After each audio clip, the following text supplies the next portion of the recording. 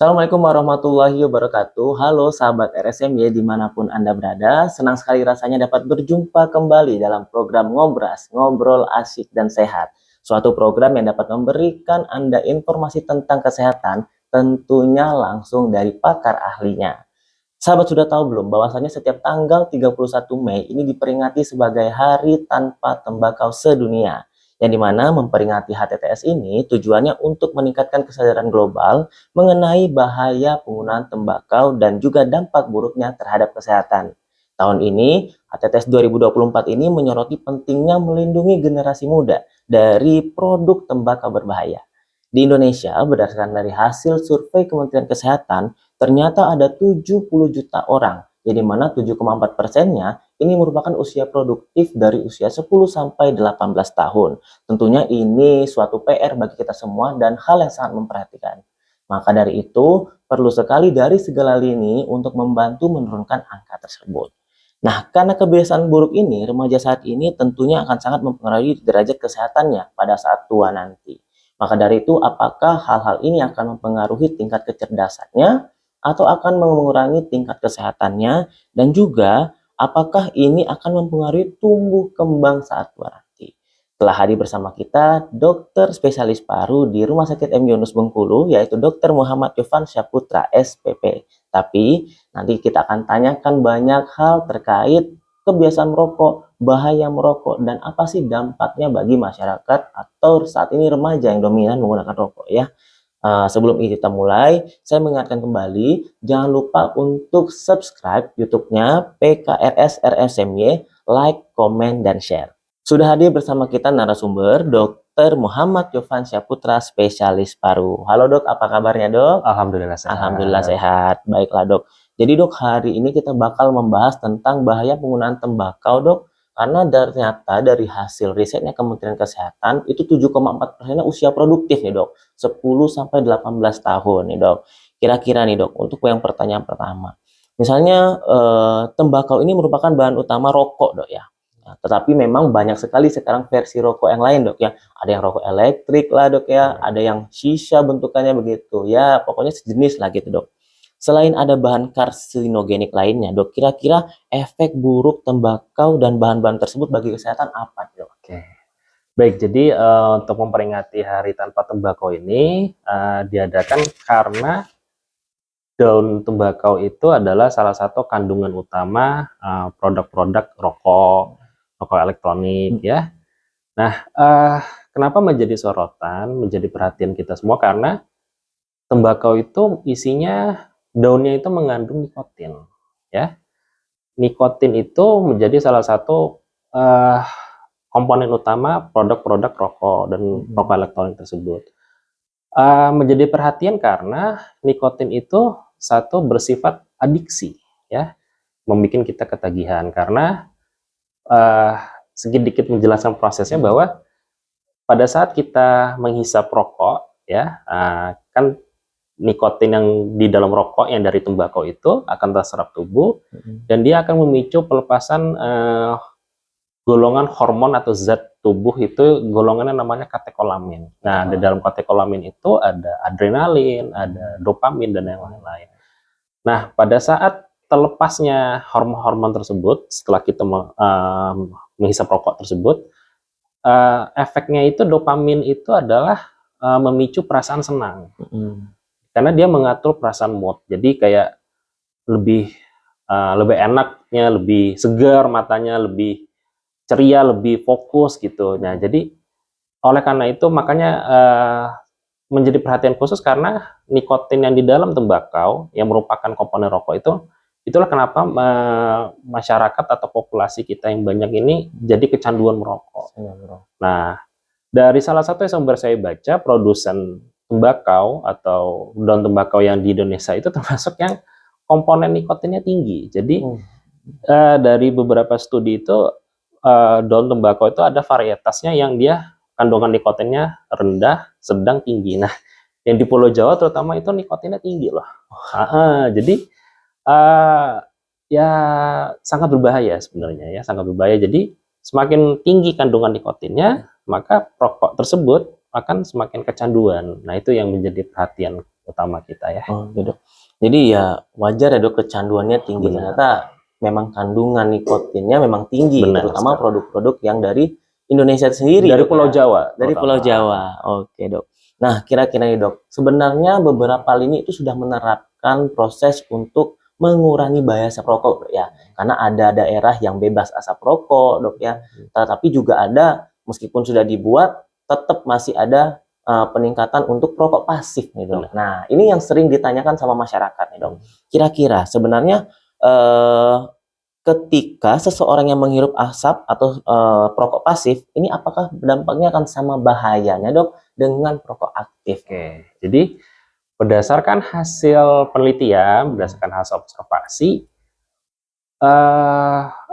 kalau ditanyakan apakah sama bahayanya perokok pasif dengan perokok aktif, kurang lebih sama. Sama. Kurang lebih sama. Jadi pada saat kita menghisap asap rokok kan kita bakar gitu, atau rokok elektronik itu kan pada saat kita hisap itu kan cairannya menjadi uap, dihisap, nah dihembuskan itu kandungannya tetap ada, kandungan-kandungan nikotin, kandungan-kandungan tar, kandungan zat-zat kimia dan karsinogen. Nah itu bisa terhirap oleh orang yang di sekitar perokok tersebut. Nah dari hasil penelitian ternyata pada perokok yang biasa ya, rokok kretek, rokok batangan itu, dari hasil penelitian asap rokok yang dikeluarkan di dalam ruangan tertutup indoor itu bisa bertahan 2,5 sampai 3 jam.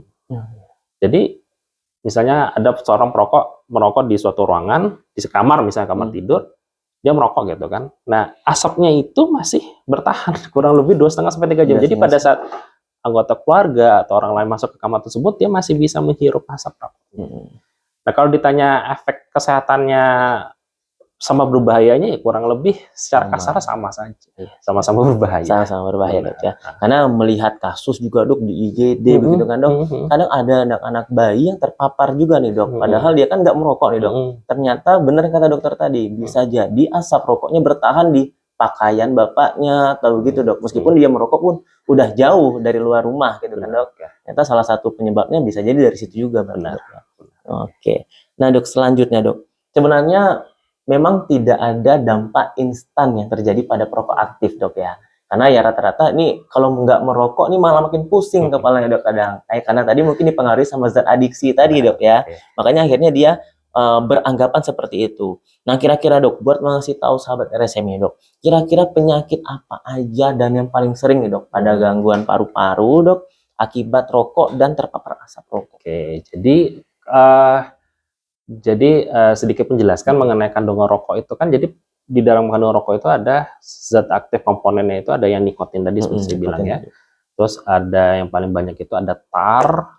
Terus kan itu dibakar ya pada saat dihisap itu kan dia dibakar kan kandungan rokoknya itu. Uap rokoknya itu akan menghasilkan karbon monoksida.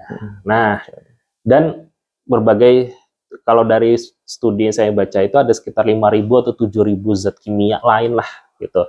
Nah ini saya bahas yang pokok, yang problem mayornya itu. Jadi tar dan karbon monoksida pada saat dihisap itu, nah itu yang apa ya, pokok utamanya yang bikin bahaya kesehatan itu. Jadi tar itu satu, dia sintetis dan dia lengket di saluran paru-paru. Ya, itu satu. Kedua, karbon monoksida. Karbon monoksida itu dia adalah zat hasil pembakaran rokok. Pada saat dihirup dia itu akan berikatan dengan sel darah merah, sehingga kan kita tahu ya sel darah merah itu kan fungsinya membawa oksigen. Nah, pada orang normal nggak ada masalah, tapi pada perokok karena dia banyak menghisap karbon monoksida, jadi karbon monoksida itu akan menendang oksigen dari sel darah merah, sehingga kandungan sel darah merah di dalam tubuh perokok itu oksigennya lebih sedikit. Nah, kumpulan dari yang saya sebutkan tadi itulah yang membuat masalah-masalah. Pertama, dari organ pernapasan sudah pasti saluran napasnya itu karena dilengketi oleh tar, itu akan merusak secara langsung sel-sel dari organ paru. Kemudian sirkulasi seperti jantung, pembuluh darah, dan itu semuanya akan bisa terimbas oleh asap rokok. Jadi utamanya ya seluruh pernafasan seperti penyakit paru obstruksi kronis, PPOK, peradangan paru, pneumonia, kemudian kanker paru. Jadi secara studi itu rokok, ya penyakit tadi saya sebutkan tadi itu beresiko 14 kali lebih tinggi dibandingkan non-perokok. Kalau penyakit jantung itu 2 kali lebih tinggi rokok dibandingkan tidak perokok. Dan itu studinya hasilnya signifikan. Jadi ya itu tadi semuanya terimbas oleh karena asap rokoknya. Oke. Berarti kalau dilihat berarti 14 kali bisa meningkatkan kejadian kanker paru, Dok. Benar. Ya? Karena kanker paru salah satu tingkat mortalitasnya tinggi juga, Dok, ya di dunia, Dok, ya. Nah, ini untuk tadi biar efeknya tuh memang ke depan, Dok, ya. Dia tidak memberikan efek instan. Jarang sekali perokok aktif itu memberikan efek instan. Makanya yang saya bilang tadi bahwasanya, Dok, jarang perokok itu yang mau berhenti karena mereka merasa dirinya sehat-sehat aja, gitu kan, Dok. Padahal mereka nggak tahu sudah mengumpulkan beberapa penyakit untuk di masa tua, Dok, ya. Iya, baiklah, Dok. Selanjutnya, Dok, ini yang paling penting juga, Dok, untuk ibu hamil. Karena kan sebenarnya Indonesia ini lagi program untuk pencegahan stunting, Dok. Karena ya memang persiapan itu dari ibu hamil sebenarnya kan, Dok, untuk mencegah bayi, untuk bayinya biar sehat, Dok, ya. Kemudian tidak ada gangguan saat lahir gitu, Dok. Nah, apakah ada bahayanya nggak, Dok, buat suami-suami yang merupakan perokok aktif sehingga menjadikan istrinya ini sebagai perokok pasif, gitu. Jadi memang kesehatan ibu hamil dan anak usia dini itu memang salah satu perhatian utama pada populasi perokok pasif. Karena dari studi ternyata kan tadi seperti sudah kita bahas ya bahwa perokok pasif itu berisiko penyakitnya itu kurang lebih sama dengan perokok aktif. Nah, itulah yang bisa terjadi pada ibu hamil. Akibatnya apa? Jadi dari hasil penelitian, populasi ibu hamil yang menjadi perokok pasif itu berisiko lebih tinggi untuk resiko bayi prematur, bayi berat lahir rendah, gitu. Dan tingkat kematian mortalitasnya tinggi. Gitu. Nah, jadi ini sangat berbahaya sebenarnya, gitu. Efek perokok pasif pada wanita hamil. Tuh. Nah, jadi buat pengingat kita juga nih, bahwasanya kalau misalnya istrinya lagi hamil, suami sebaiknya berhenti merokok, Dok. Benar. Karena yang seperti dijelaskan Dokter Yovan tadi, bahwasanya ternyata asap rokok ini bisa melekat di baju, Dok, ya. Bisa bahkan bertahan di dalam ruangan tertutup. Benar. Sampai 2 jam, gitu. Makanya jadi nggak ada alasan merokok udah jauh, Dok, ya. Ternyata asapnya bisa bertahan, gitu. Dan selanjutnya, Dok, kita melanjut lagi ke anak usia remaja. Ini usia remaja ini benar-benar, Dok, setiap daerah tongkrongan itu kayaknya banyak sekali anak-anak merokok. Dan itu kayak udah menjadi habit, Dok. Kalau nggak merokok nggak gaul katanya, Dok. Nggak masuk gengnya ternyata. Gitu. Nah, di sini, Dok, kira-kira nih, Dok, bahaya apa yang paling sering timbul pada remaja yang sudah mulai merokok sebagai perokok aktif nih, Dok? Kalau kita omongin pada populasi remaja, yang bahayanya itu seperti sudah dokter bilang tadi adalah menjadi suatu kebiasaan karena dia sudah adiksi atau ketagihan terhadap rokok. Nah, efek kesehatannya tentu ada ya. Jadi karena kadar oksigennya rendah, jadi gampang capek, sulit berkonsentrasi gitu kan. Jadi aktivitasnya ada gangguan lah. Nah, ya, dan juga efek jangka panjangnya ini yang bahaya karena contoh kasusnya kan banyak pada pasien-pasien yang berobat di poliparu itu, pada pasien PPOK, pasien-pasien dengan kanker paru, atau pasien-pasien yang sudah bolak-balik karena pneumonia berulang, infeksi berulang. Setelah ditanya-tanya ternyata memang mereka perokok gitu, riwayat perokok gitu. Jadi efek jangka panjang ini sangat berbahaya sekali. Nah, itulah kenapa menjadi fokus utama kita, ya kita cegah sedini mungkin gitu. Kita hindari pajanan terhadap populasi-populasi yang masih muda gitu. Iya, benar sih, Dok. Kayak memang paling sering sih kayaknya kayak pneumonia, Dok, ya. Nah, sebenarnya, Dok, biar anak-anak remaja ini lebih aware, Dok. Gejala-gejala apa aja sih yang mulai timbul, Dok, ketika memang sudah terkena penyakit paru nih, Dok? Biar menjadi tanda yang bahaya atau enggak bahayanya. Untuk penyakit paru yang ditimbulkan oleh rokok itu sebenarnya tergantung dari mekanisme penyakitnya apa. Hmm. Misalnya kayak pneumonia itu kan infeksi bakteri, atau pada COVID itu kan infeksi virus, gitu kan ya. Kalau kanker paru itu kan ada pertumbuhan sel menjadi ganas. Ya. Nah, tapi memang ada efek langsung dari rokok karena rokok itu akan menyebabkan kerusakan pada sel paru. Kerusakan pada sel paru itu akan melemahkan sel imun pertahanan dari paru, terus juga merusak komponen dinding anatomi atau jaringan paru tersebut, sehingga ya itu tadi, kalau misalnya terkena pajanan kuman atau bakteri atau kotor-kotor, dia langsung pneumonia. Terus pada pasien-pasien yang sudah di atas 40 tahun, dia jadi PPOK karena dia struktur parunya sudah menyempit gitu. Jadi pasti apa ya, efek jangka panjang yang diakibatkan oleh rokok tersebut itu yang berbahaya gitu. Berarti salah satu penyakit yang harus digarisbawahi adalah penyakit masa tua, Dok ya, penyakit paru obstruksi kronis. Iya. Berarti kayaknya semua perokok aktif memang jangka panjangnya adalah PPOK, Dok ya. Bisa jadi.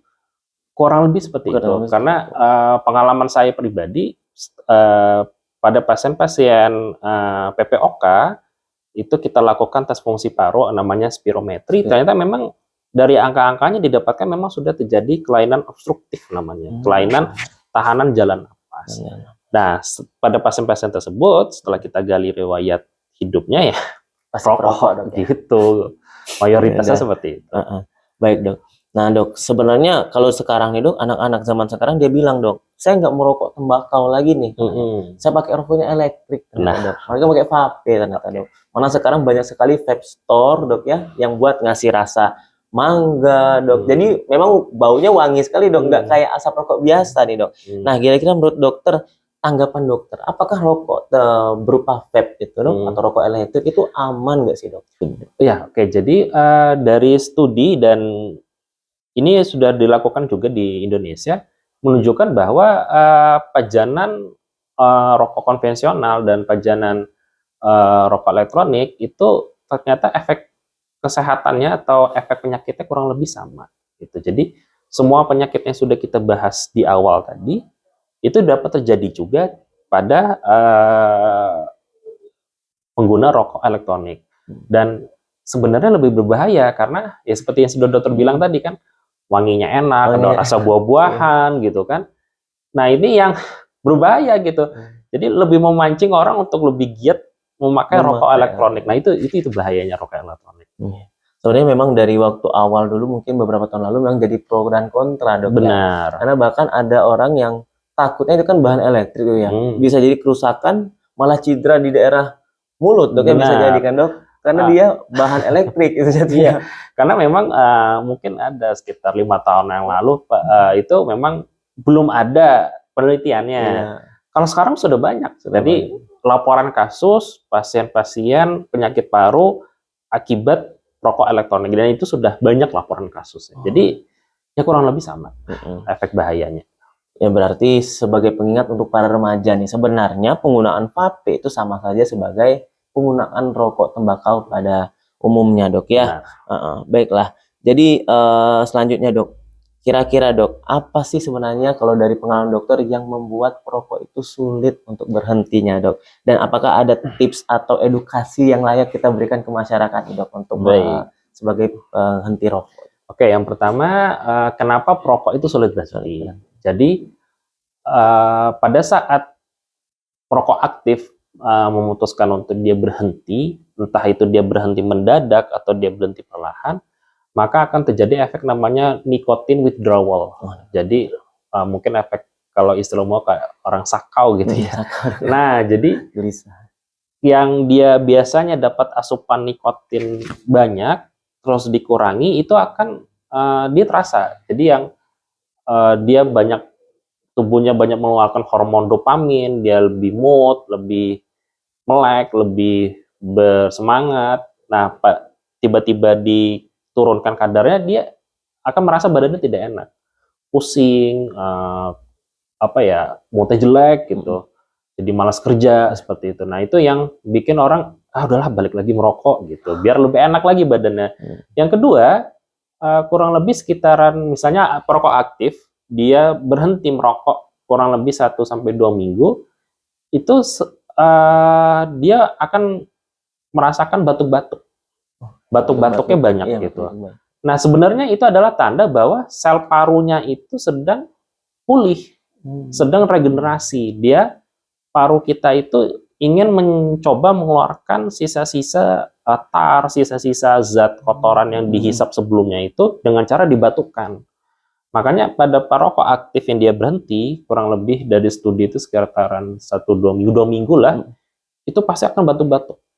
Nah, kok habis berhenti merokok malah jadi batuk gitu kan, ngulang lagi merokoknya. Nah, padahal itu sebenarnya tanda bahwa tubuh kita sedang pulih gitu.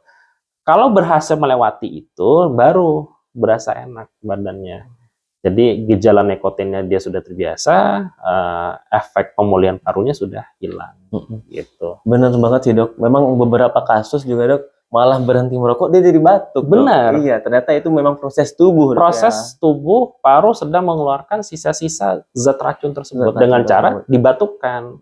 Nah, perokok itu mikirnya ganti berhenti merokok malah jadi batuk.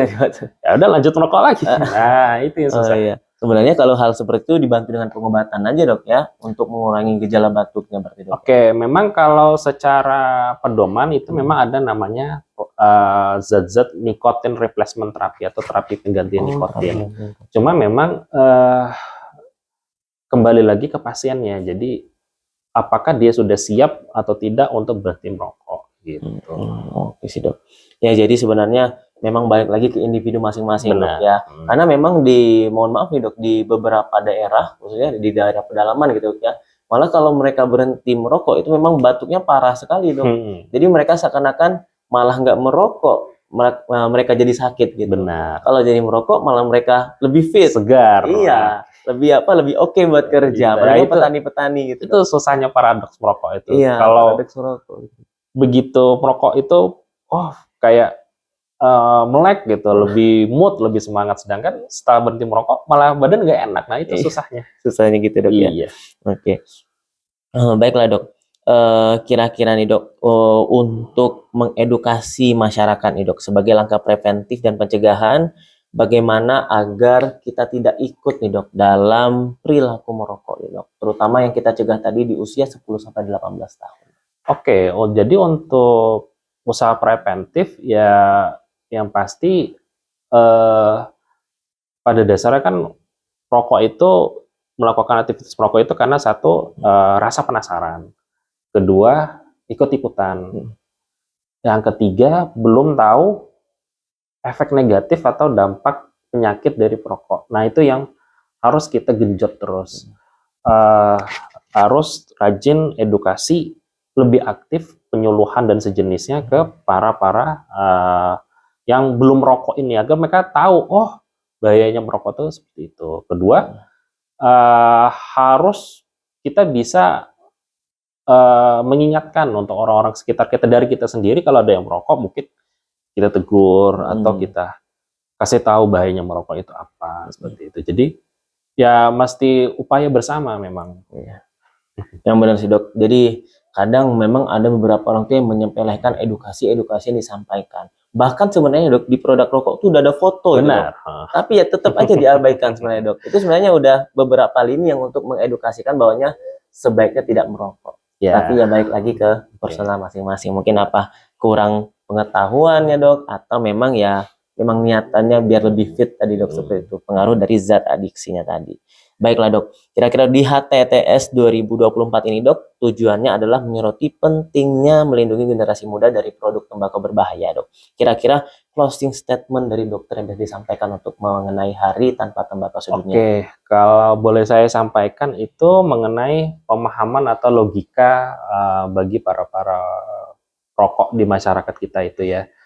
Jadi kalau dari pengalaman saya pribadi, yang sering saya temukan itu pembelaan para perokok itu terus merokok, biarpun sudah sakit nih ya, kayak pasien-pasien saya itu ada yang PPOK, yang kanker paru gitu kan, yang napasnya udah bengek-bengek, tapi pulang dia masih tetap merokok. Nah, yang di pikiran pemahaman mereka adalah eh apa ya? eh itu ada orang nggak merokok tetap sakit, sama aja gitu kan. Ya udah mendingan sekalian merokok gitu. Nah, itu sebenarnya salah. Logikanya terbalik. Jadi seharusnya ditanamkan oleh masyarakat kita itu adalah logikanya itu orang sehat aja bisa tetap sakit paru, apalagi yang merokok. Nah, itu yang seharusnya kita tanamkan. Memang benar, perokok-perokok tersebut itu pun memang apakah semuanya terkena penyakit paru? Tidak. Tapi resikonya jauh lebih besar bila merokok. Nah, itu yang ingin saya kita coba tanamkan bersama kepada masyarakat. Logikanya itu terbalik gitu. Kalau orang sehat aja dia masih bisa terkena penyakit paru, apalagi yang merokok. Resikonya lebih besar seperti itu. Baiklah, terima kasih banyak Dokter Muhammad Miftah Syahputra, spesialis paru, Dok.